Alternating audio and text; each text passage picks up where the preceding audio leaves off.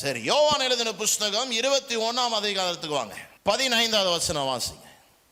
இயேசு பேதுருவை பார்த்து ஒரு கேள்வி கேட்கிறார், வாசிங்க. அவர்கள் போஜனம் பண்ணின பிறகு இயேசு சீமோன் பேதுருவை நோக்கி,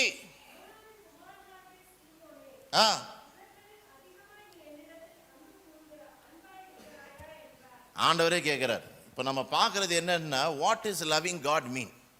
கீப்பிங் த வேர்ட். தமிழ் என்ன சொல்லப்பட்டிருக்கிறது? வேதத்தின்படி நடப்பது. ஹல்லேலூயா.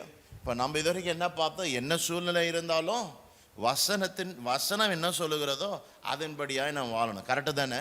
இப்போ இயேசு பேதுருவை பார்த்து ஒரு கேள்வி கேட்குறார், என்ன நேசிக்கிறாயா? இதுக்கு மேலே என்னங்க இருக்குது நேசிக்கிறதுக்கு? வீடை விட்டாச்சு, எல்லாம் சொந்தம் பந்தம் ஆசைகள் பாசங்கள் எல்லா விதமான உறவுகள் உணர்வுகள் எல்லாத்தையும் விட்டாச்சு.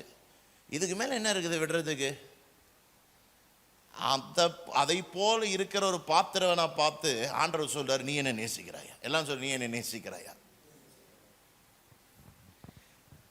அதற்கு பேதுரு கொடுத்த பதில் வாசிங்க. அதற்கு அவன், ஆமாண்டவரே உம்மை நேசிக்கிறேன் என்றேன்.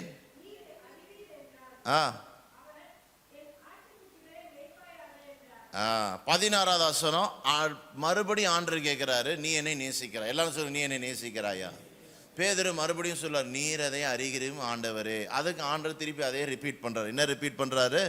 ஆடுகளை மேய்ப்பாயாக. திருப்பி ஆண்டவர் கேட்கிறாரு, அப்பா நீ என்ன லவ் பண்றியாப்பான்னு. பேதுருக்கே டவுட் வந்துச்சு, உமக்கு தெரியும் ஆண்டவரே. அந்த வசனத்தை வாசிங்க.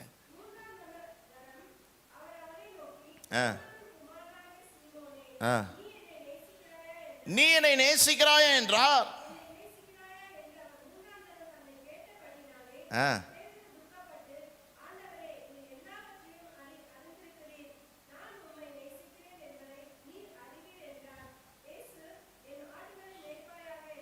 அப்போ இந்த இதில் நம்மளுக்கு என்ன நாம் புரிந்து கொண்டோம்னா, சபையில் இது எல்லாருக்குமே தெரிஞ்ச வசனம்.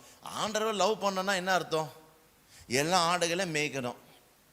அதனால் சர்ச்சில் இருக்கிறவங்களாம் இப்போ என்ன ஆகிட்டான்னா மேய்ட் பண்ணிட்டான். அதாவது உங்களை சொல்ல, ஜென்ரலாக ஒரு கார்பரேட்டாக சொல்கிறேன். இப்போ சர்ச்சுக்குள்ளே வருகிறவர்கள்லாம் இப்போ என்ன யோசனையில் வருகிறாருன்னா, நானும் மேய்ப்பன் தான் ஒரு எஃபெக்டில் வராங்க. நல்ல எஃபெக்ட் தான் அது. ஆனால் அந்த வசனம் அதை மாத்திரம் குறிக்கவில்லை. ஹல்லேலூயா. வரவெல்லாம் போதகர் என்ற ஒரு நோக்கத்தை இந்த வசனம் பேசலை சார். அப்போ இல்லை பிரதர், கடவுள் சொல்லிட்டாரு, நான் எல்லாரையும் போஷிக்கிறேன், எல்லாருக்கும் ஃபோன் பண்ணி எல்லாருக்கும் செய்தி கொடுக்குறீங்க. நல்லது தான், அது பண்ணுங்க. ஏன்னா ஆண்டவர் சொல்றாரு, ஒருவருக்கு ஒருவர் நம்ம வந்து என்கரேஜ் செய்யணும். ஒரு செய்தியை கேட்டு மற்றவங்களை நம்ம வந்து என்கரேஜ் செய்யணும். அதுவும் இருக்குது வசனம். ஆனா இந்த காரியம் அதை மாத்திரம் பேசவில்லை.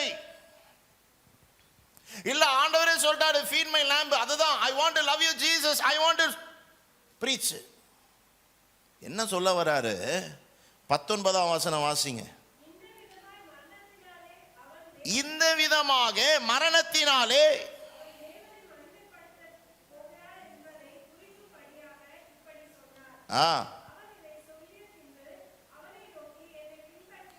அததான் சொல்றாரு. என் ஆடுகளை மேய்ப்பாயாக மேய்ப்பாயாக என்றால் என்ன அர்த்தத்தை அவர் சொல்ல வரார் என்றால், என்ன பின்படுத்தி வாப்பான்றார். ஹல்லேலூயா. Following God is loving God. Just because you are teaching the word of God, it does not mean you are loving God. Every time your mind says my decision is to follow Jesus, then you are loving God. Amen.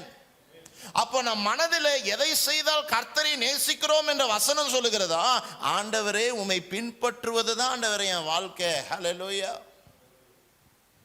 நீங்க என்ன செய்றீங்களோ அதை நான் செய்வேன். ஹல்லேலூயா. நீங்க எப்படி செய்றீங்களோ அதை நான் செய்வேன். ஹல்லேலூயா. உம்முடைய ஆடுகளை நீர் எப்படி பார்க்கிறீரோ அப்படி நான் பார்ப்பேன். ஹல்லேலூயா. அதாவது இந்த உலகத்தை நீர் எப்படி பார்க்கிறீரோ அப்படி நான் பார்ப்பேன். ஹல்லேலூயா. சபையை நீர் எப்படி பார்ப்பீரோ அப்படி நான் பார்ப்பேன். ஹல்லேலூயா. வீடு வாங்குறதை நீங்க எப்படி பார்ப்பீரோ நான் அப்படி பார்ப்பேன். ஹல்லேலூயா. ஜவுளி கடை நீர் எப்படி பார்ப்பீரோ அப்படி நான் பார்ப்பேன். ஆமென். அவர் பார்க்கிற விதமாய் பார்ப்பதுதான் கடவுளை நேசிப்பது. அவர் செய்கிற விதமாய் செய்வதுதான் கடவுளை நேசிப்பது. அவர் கொடுக்கிற விதமாய் கொடுப்பதுதான் கடவுளை நேசிப்பது. ஹல்லேலூயா. அப்போ இப்படிப்பட்ட அனுபவம் உங்க வாழ்க்கையில இருக்கிறவனாய் நாம் இருக்கும்போது ஆண்டவர் சொல்றாரு, உன் கண்ணு பார்க்கல, உன் காது கேட்கல, உன் புத்திக்கு இன்னும் வரல, அப்படிப்பட்ட காரியங்களை நான் உனக்கு செய்ய போகிறேன். ஹல்லேலூயா. வசனத்தை கை கொள்ளுங்க, வசனத்தை இமேஜ் ஆக்குங்க, அதை வாசித்து வாசித்து வாசித்து வசனத்தை உங்கள் கதாநாயகனாய் மாற்றிக்கொள்ளுங்கள். ஹல்லேலூயா. உங்களுடைய எக்ஸாம்பிள் வேதமாய் இருக்கட்டும். ஆமென். The way you heal people, let it be according to the Bible, not according to your pastor. நான் பண்ற விதமா தீர்க்க தரிசனம் சொல்லாதீங்க, எலியா பண்ண விதமாய் தீர்க்க தரிசனம் சொல்லணும்னு ஆசைப்படுங்க. ஆமென். நீ யாரோ பண்றதை போல ஹீலிங் பண்ணணும்னு ஆசைப்படாதீங்க, வேதத்தில் இருக்கிறதை போல ஹீலிங் பண்ணணும்னு ஆசைப்படுங்க. நான் சொல்லல, இயேசு பேதுருவை பார்த்து சொல்றாரு, ஃபாலோ மீ. அதுதான்டா லவ்னா. ஆண்டவர் சொல்றாரு பேதுருவை பார்த்து. ஆமென்.